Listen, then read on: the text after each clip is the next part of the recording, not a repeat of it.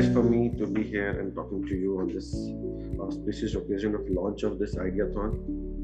India at 75, I think it's a great initiative, and of many good initiatives which the present government is taking.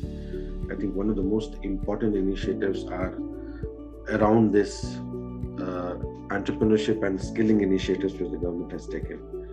And they always through their Atal Tinkering Lab had fed in this idea that innovation has to be democratized. It should be at the grassroots level, and this whole idea of changing mindset from being an employee to having something of your own has to be inculcated at a very early age, which we typically called catch them young.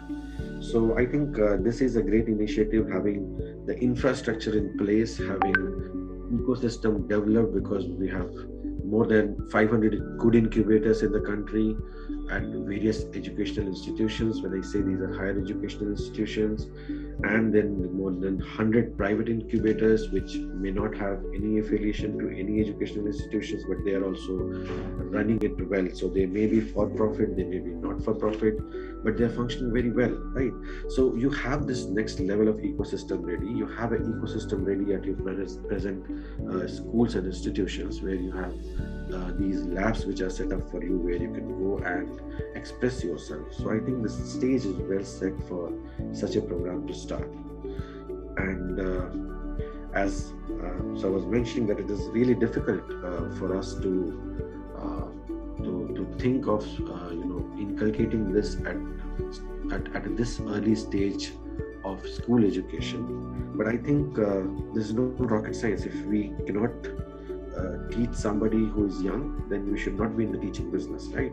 So we are in the teaching business. We teach you at a later stage, but if we cannot teach you at an early stage, then as I said, we should not be in the business. So I think first, let me foremost, I'll congratulate Management and Entrepreneurship Professional Skill Council, MPSC, for this great initiative, and CBSE, of course, because without their support, I think we cannot really reach out to this great pool of young minds which we have in the country.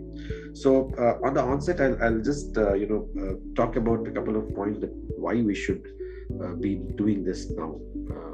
See, the job market is going to change drastically, and if you had been reading reports and articles, you would have already realized that in 10 to 15 years, a lot of jobs are not going to be of the same nature. You will see a lot of ad hoc jobs being created, a lot of freelancers will come in the market, traditional jobs will start dying out, and new forms of job will take place, where you may not be with an organization full time. You will work on a retainership basis, you will work on an ad hoc basis, you will take up projects, and you will finish it. So we are getting into a society where degrees may not matter much, right? Because I'm not going to hire somebody based on their degree for long-term association. So what the degrees used to do, that used to give them some kind of comfort, right? Because in 15 minutes or 20 minutes of interaction with a candidate, somebody who's employing someone will not really know that what are your skill sets. So the best way is to go and look at your degrees. These are good institutions, so they have their own mechanism of filtering, training, and therefore I am sure that if you are product of that institution and you have done this training, you must have a basic limited skill set, and I can train you over and above it, and therefore you can be an employee with me. Now, when this model of engagement is changing, this much trust is not required, and therefore we will not need these certifications anymore. What we will need, I have a job to do you know that job or not? So I think skills are very important at this point in time. Now, having said so, if this nature of job is changing, you should also change. And I always keep saying this whenever I talk to young professionals or young students. We had been in the system, because all of you might be going about preparing for an interview. What are your strengths, what are your weaknesses? we all tend to show that we do not have weaknesses, but this is wrong. We all have weaknesses. We have plenty of them. Just if you think you know everything, just get into a library, and then you will know you don't know so many things, right? You know nothing. No matter how many skills or skill set you have acquired in your lifetime, you still will have many weaknesses. So don't finish your life covering your weaknesses. Identify your strength and focus on that strength so that you become good in that particular aspect of your life. It can be anything. It can be a skill, it can be a vocational skill, it can be an academic skill, it can be anything, it can be sports, but you need to identify that strength. And when you identify that strength, people hire you for that strength. They don't hire you for how much less weaknesses you have, because you have to go and do the job. You have to lead. You have to perform. Therefore, you are hired for that particular strength. And to identify that strength, you need to first figure out what that strength is. Right? We may have so many strengths, but of which is the one which really can take us further in the career. So I think such platforms will really help you explore that inner strength in you. What is that which you have a flair for, where you are good? So you may not have experimented, right? So better to go out. This is the age when you can experiment. Think of a student who comes into my class. He is studying in IIM, have paid 14 to 15 lakhs as fee. He's already indebted, some education loan, right? Again, there's a lot of societal pressure. Everybody is now looking at, okay, he got into IIM, so he should get out with a 20 lakhs salary or 30 lakhs salary.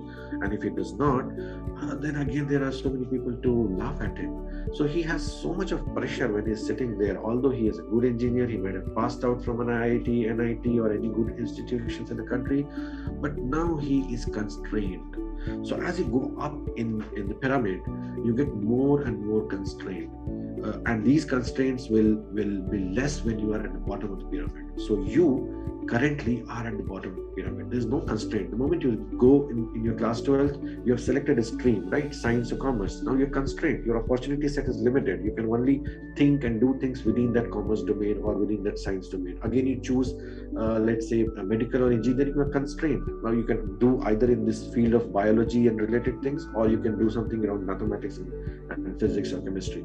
So I think these constraints will keep on increasing as we move ahead in our career. So if you get plunged into this phase of ideation at the early stage, you're less constrained, and therefore you can figure out what your strengths are and then start working towards that strength to become a more or better professional. See, we do not expect every one of you who want to ideate at this stage to become an entrepreneur. No. See, whenever we want to inculcate this entrepreneurial thinking in someone, the idea is not to make everybody an entrepreneur, but everybody should be entrepreneurial, right? Which is very important.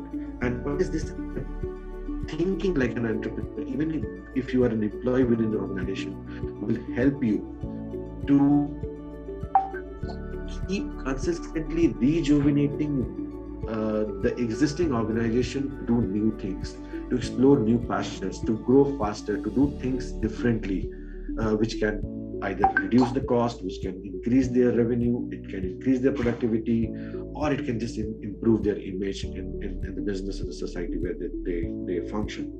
So I think things like self-esteem, resilience, industriousness, problem-solving ability, then maybe creativity, curiosity, empathy, optimism. These are some of which you really get out, grit, and at the end, the leadership, right?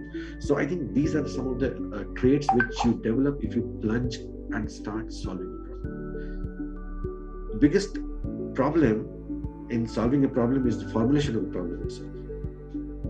If you know that this is the scenario and I need to identify a problem, so identification of the problem is the biggest challenge, even more bigger than the solution itself, because Professor Shamim, can I request you to yes, I will paucity of time. Yes, certainly. So faculties have this problem, right? So when they start speaking, they keep on speaking. Apologies for that. Right. So So the whole point which I wanted to make is basically this is a wonderful platform for you at this stage of your career. Make most of it. Do ideate. Try to look at problems around you. There are a lot of problems, plenty of problems, social, technological, economic, and try to come up with a solution for that. And this whole idea of ideation will make you a better professional, even if you do not end up being an entrepreneur, right? So your prospects become better. All the very best. I look forward to interacting with many of you in this course of time. All the